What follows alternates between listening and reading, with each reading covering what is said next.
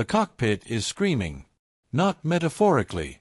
The metal itself is shrieking, a high-pitched wail that cuts through the roar of the engine, through the rush of wind at 18,000 feet, through the leather of Captain James Flatley's flight helmet. His hands are locked on the stick. The F4F Wildcat is shaking so violently he can barely read the instruments. Outside his canopy, 3 more Wildcats are wobbling in formation, their pilots fighting the same demon he is. Below them, nothing but Pacific Ocean. Cold. Endless. Unforgiving. Above them, 8 Japanese Zeros, diving fast. Flatley's wingman, Lieutenant O'Hare, calls over the radio, voice tight with adrenaline, "Skipper, I can't hold her steady. The stick's fighting me." Flatley knows. They all know. Something is catastrophically wrong with these planes. They've known it since takeoff.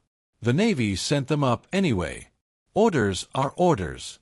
And now, 200 miles from the carrier, with enemy fighters inbound and fuel burning fast, they're about to pay the price for a design flaw no one wanted to admit existed.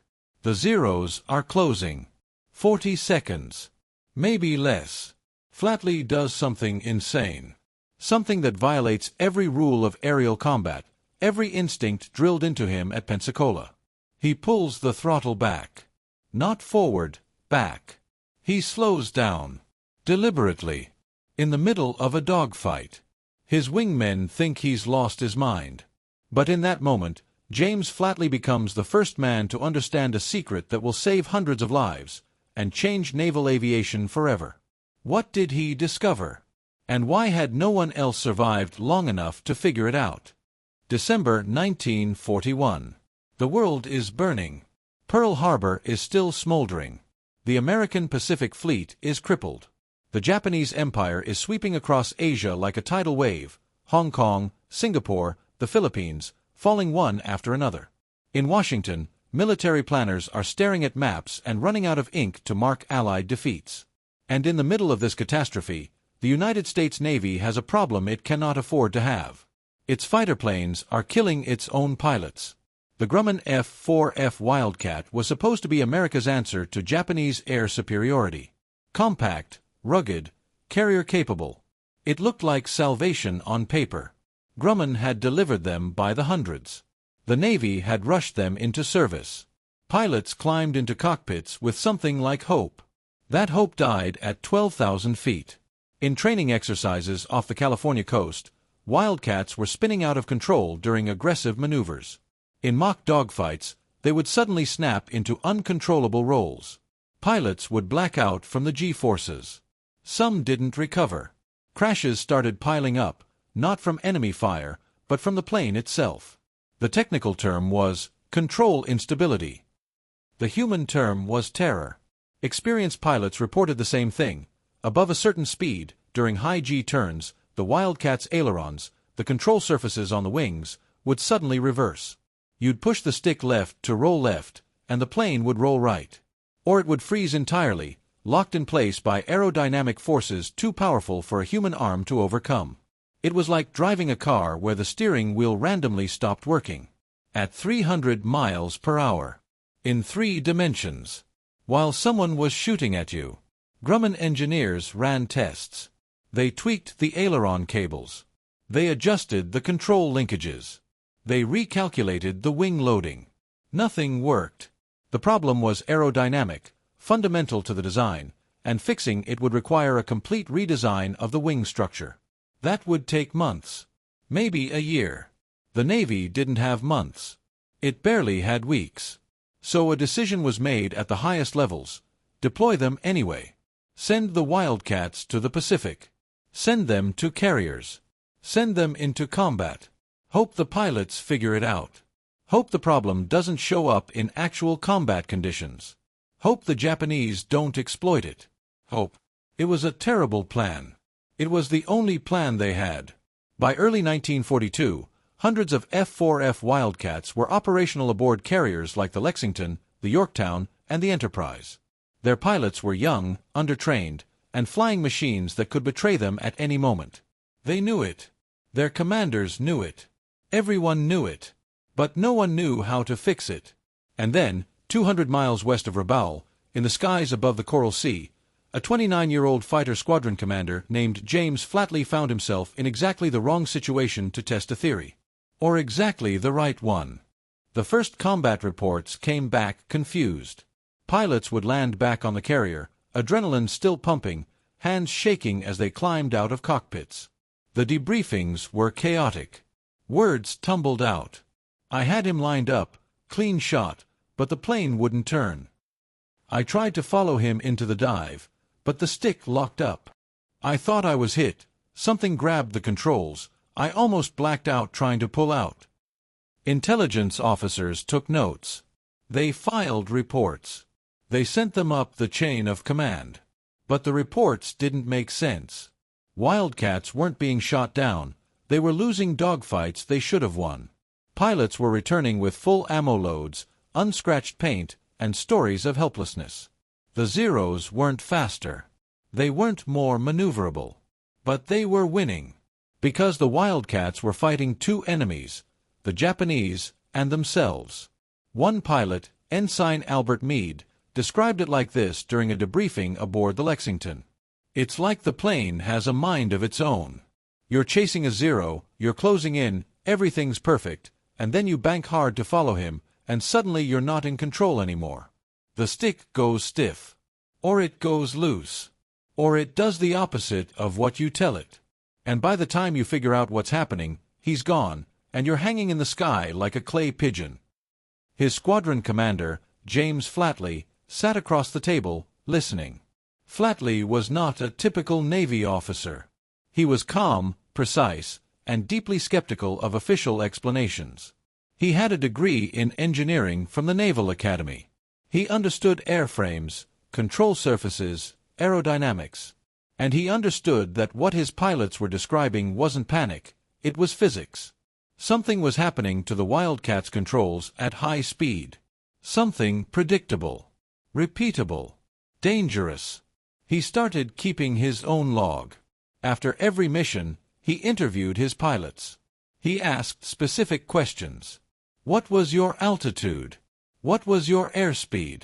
What kind of turn were you making? What did the stick feel like? A pattern emerged. It always happened above 250 knots. It always happened during aggressive banking maneuvers. It always happened when the pilot tried to make a sharp correction, when they needed the controls most. Flatley took his findings to the ship's engineering officer.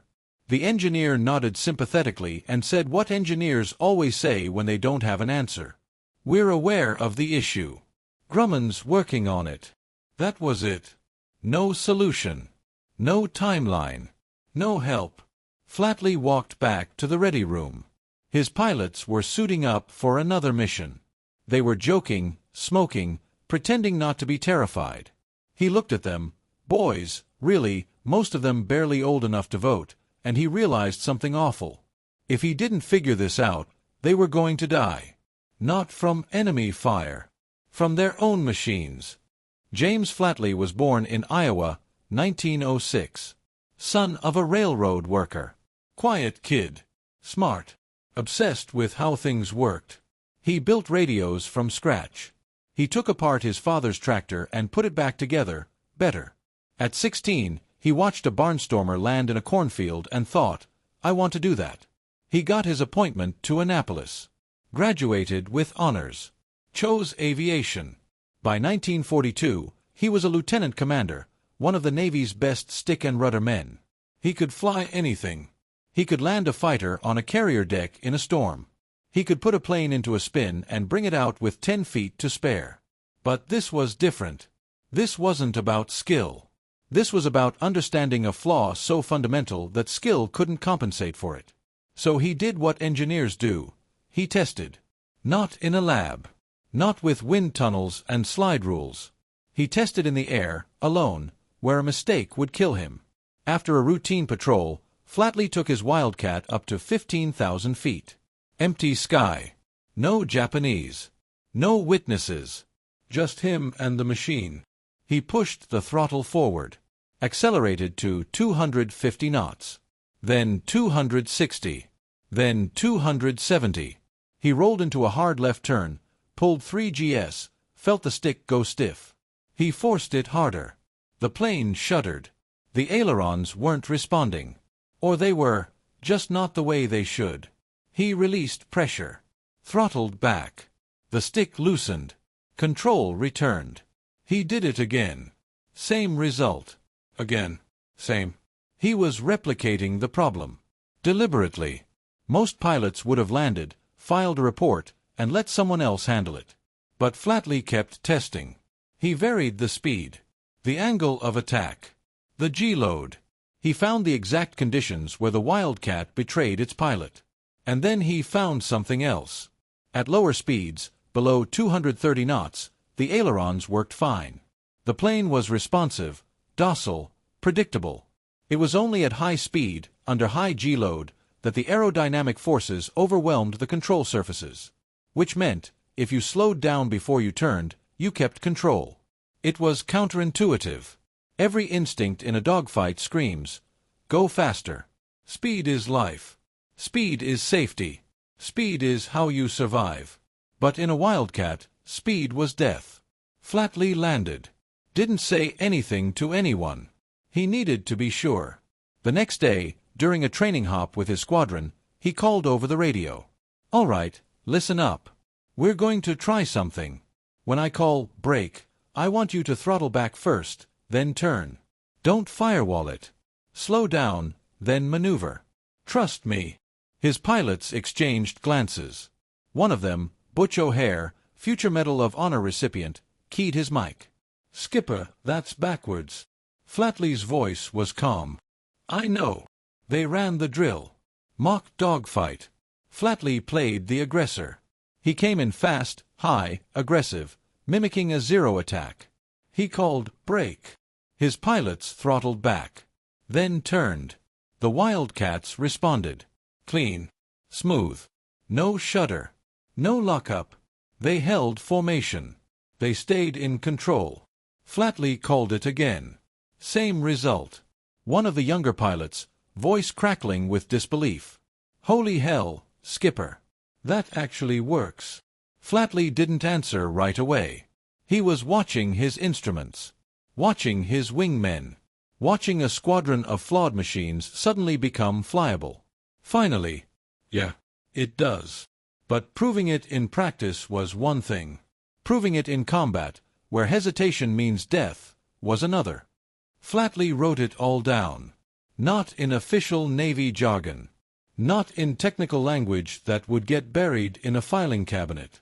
He wrote it like he was talking to his pilots. Simple, direct, visual. The F4F Wildcat experiences aileron lockup above 250 knots during high G maneuvers. This is not a mechanical failure. It is an aerodynamic phenomenon caused by airflow separation over the aileron surfaces at high speed.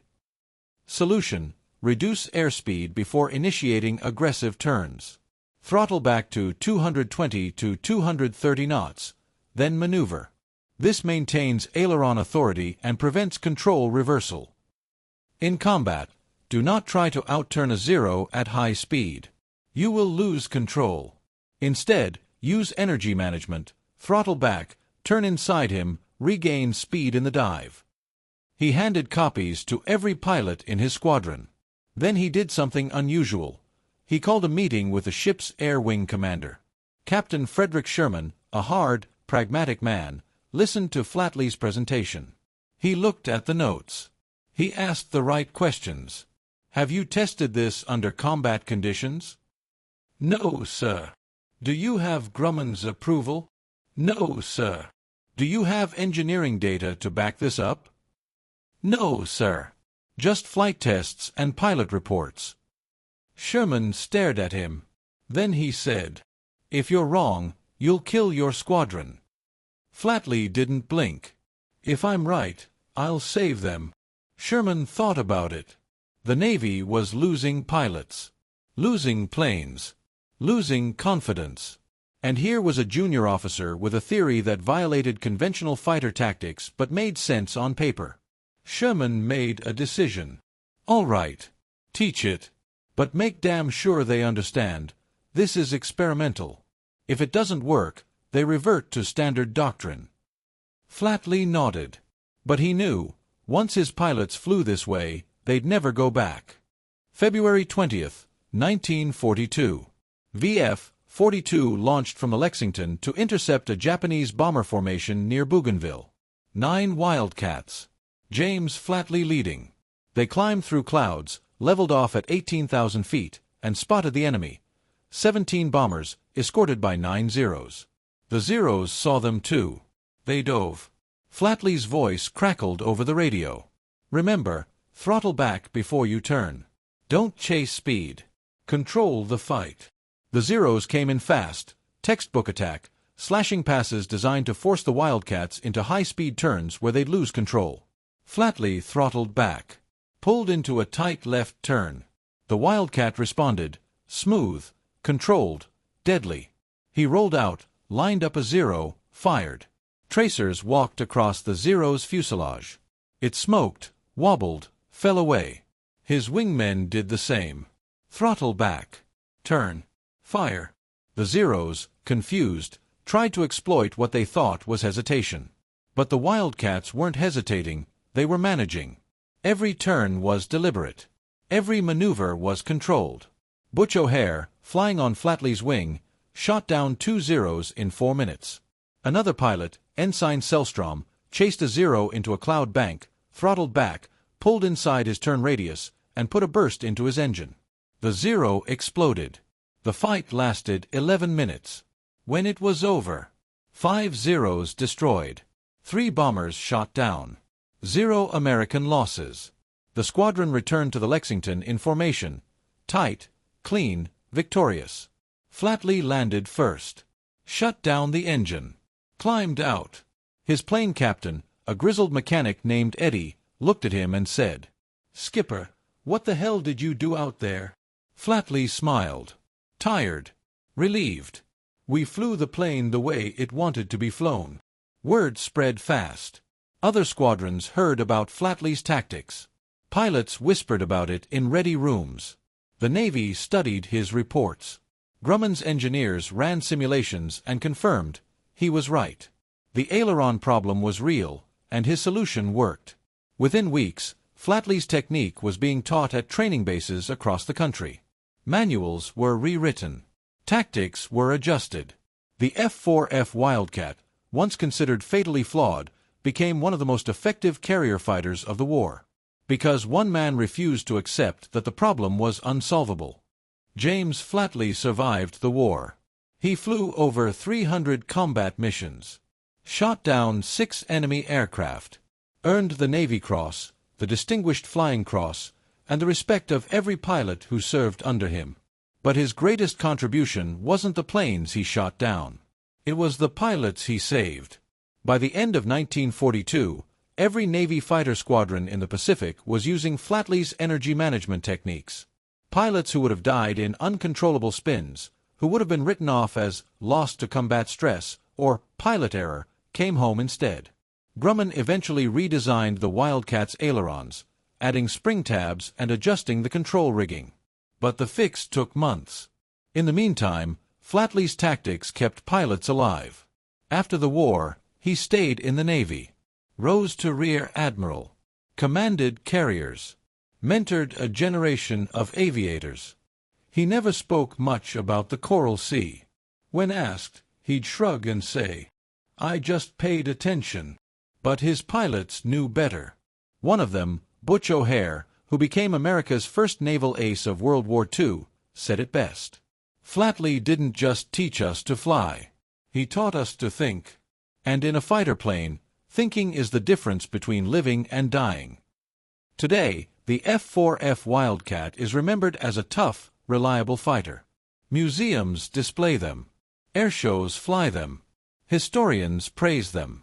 But most people don't know that for the first 6 months of the war, they were death traps. And that one man's willingness to question, to test, to teach, turned them into lifesavers. There's a moment in every crisis where someone has to decide, do I accept the problem as unsolvable? Or do I refuse to let people die while I look for an answer? James Flatley chose the second path. Not because he was braver than other pilots. Not because he was smarter than Grumman's engineers. but because he understood something fundamental. Machines don't care about doctrine. They care about physics. And when you respect that, when you stop fighting the machine and start working with it, you unlock solutions no one thought possible. The F4F Wildcat was never the best fighter plane of World War II. It wasn't the fastest, or the most heavily armed, or the most graceful. But in the hands of pilots who understood its limits, who learned to slow down when instinct screamed to speed up, it became something better than perfect. It became survivable. And in war, survival is everything. So the next time you face a problem that seems impossible, that everyone says can't be solved, remember James Flatley. Remember that sometimes, the answer isn't to fight harder. It's to fight smarter.